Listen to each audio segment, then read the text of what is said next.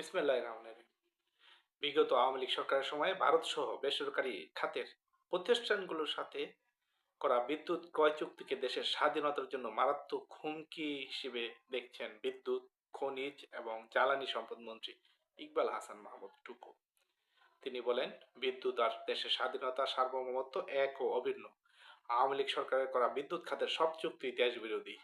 BNP সরকার জাতীয় স্বার্থকে অগ্রাধিকার দিয়ে এসব চুক্তি পর্যালোচনা করবে বলে জানান তিনি।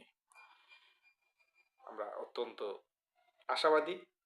এই ২ দিন আগেও ইকবাল হাসান মাহমুদ টুকু যখন ইনকিলাব জিন্দাবাদ নিয়ে নেতিবাচক কথা বলেন, আমরা একটু হলেও আশাহত হয়েছিলাম, কিন্তু আজ তার মুখেই আওয়ামী সরকারের সময় যে অনৈতিক এবং দেশবিরোধী চুক্তিগুলো হয়েছিল তার বিরুদ্ধে যে তার কঠোর অবস্থান, অবশ্যই আমরা আশাবাদী হই যে আওয়ামী সরকার আমলে করা সমস্ত চুক্তিগুলা পর্যালোচনা করে যেগুলা দুর্বলতা আছে, যেগুলা সমস্যা আছে, যেগুলা দেশ বিরোধী, সেগুলা বাতিল করে একটি